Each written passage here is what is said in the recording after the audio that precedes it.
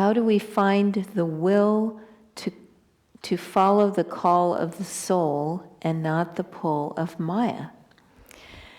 Very good question. And I would say that the primary way is after we've suffered enough.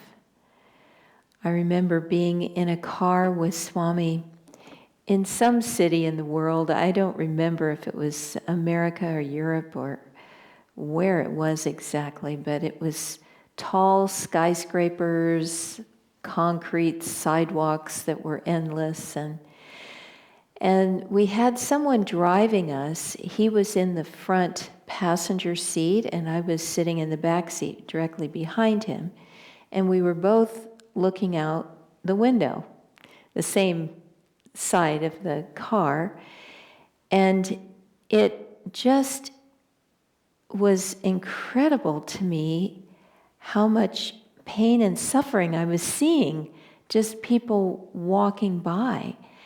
They looked tortured, more than usual. I just didn't understand. It just was like a vision, and I couldn't quite comprehend what I was seeing out there. And finally, it was so dynamic that I said, Swami, are you seeing what I'm seeing? And he said, yes. It's as though these people were born to suffer. And that, my friends, is what happens in life. If we have turned away from God, one of the best ways God has found to turn us back to Him is through suffering. And we can call it karma, and we can say, oh, I have such bad karma. But karma is our friend. Karma is telling us, that way is not working. Try this way. This is how to get out of suffering.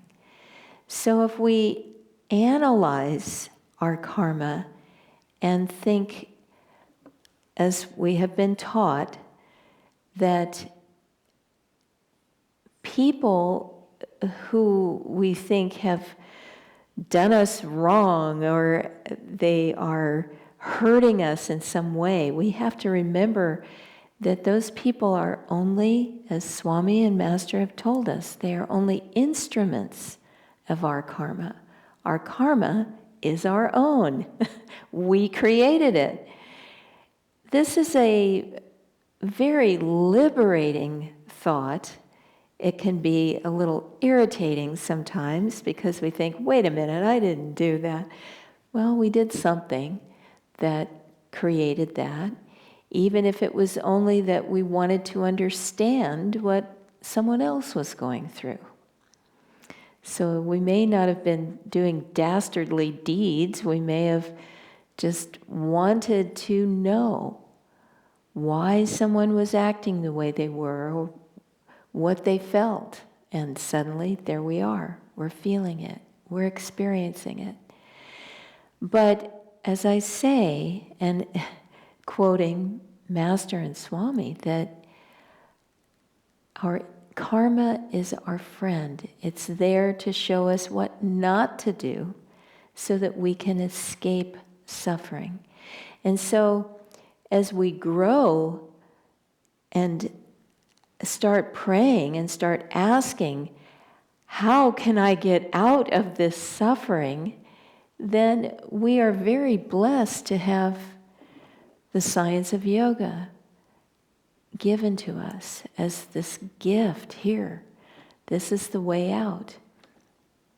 For me, when I heard back in college days that yoga is the pain-free state, I said, that is for me.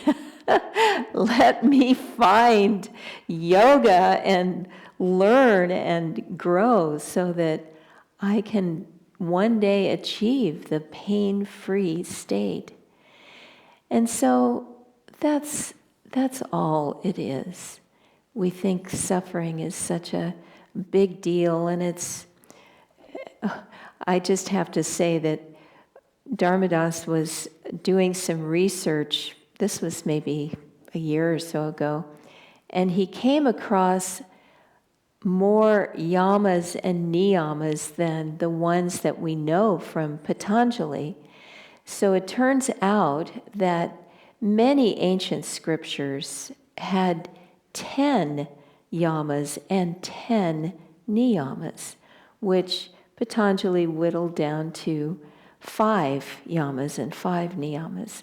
But the other ones are fascinating, and I truly love them because I had always been searching for sort of a code of ethics, a code of moral behavior that I could trust, that seemed real. And I found that in the yamas and niyamas. So to have more of them is just more to explore internally, and I found them very helpful. Well, the one that I am thinking of now is non-agitation during suffering. Isn't that fabulous? So that's how we should approach the suffering that we have, the physical, mental, spiritual, whatever it is, that suffering, to have an even mind, to think, this is happening. As Swami would say, don't even think of it as happening to you. Just think of it as it's happening to someone, and be as detached from it as if it were someone else's body, someone else's mind. Keep an even mind during suffering. And in that way, we learn to turn every suffering away from the little ego, to offer it at the feet of the divine, and use it to strengthen our resolve to get away from this ocean of suffering and sorrow, as Krishna said, to cling to the feet of the Guru and move towards that pain-free state, which is perfect yoga. And now I will turn the camera to Dharmadas again.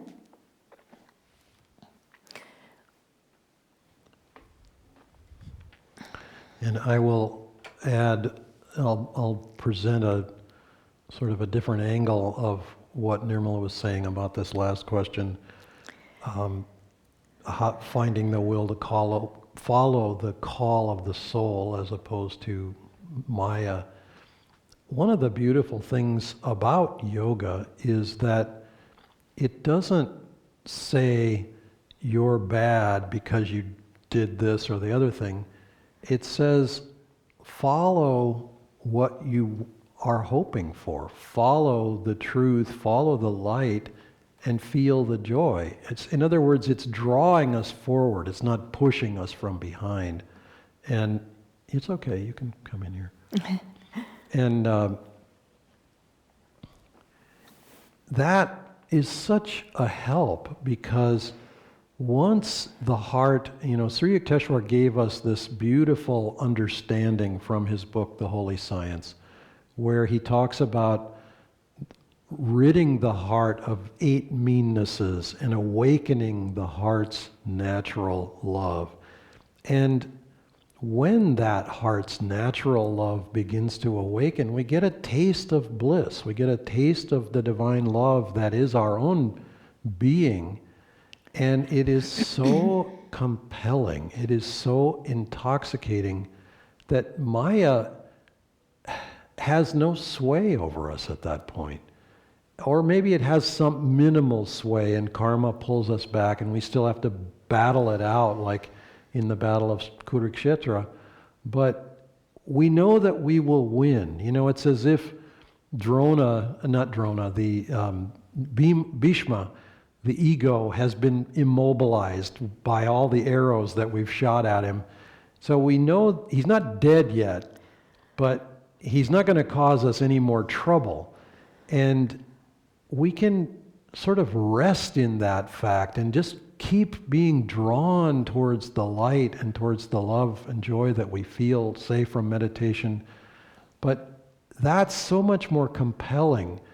We were talking with some students who are about to take discipleship in a class last night, and just talking about the path and how, one of the things that we want to avoid on the path, if we're serious, is intoxicants, alcohol, drugs, that sort of thing. I mean, it's the sort of thing that should be said. I felt that we should just say that. Discipleship means discipline, and one of the things we discipline in our lives is we just sort of move that aside. And then I went on to say, or at least I have said at other times in the past, for us, there's no desire for those things. It's not as if, we get up in the morning wishing we could have a whiskey or something. It's like, what would that do? What would that accomplish? There's no desire for it. And that's what all of Maya turns into. We can appreciate the dream, we can appreciate the beauty that there is, but not be caught in it. And so finding the will, in my mind, is a lot about finding the devotion and awakening the heart's natural love, because then we're drawn to the light. We're not pushing Maya away. We're just reaching for that light and that inspiration that we feel inside.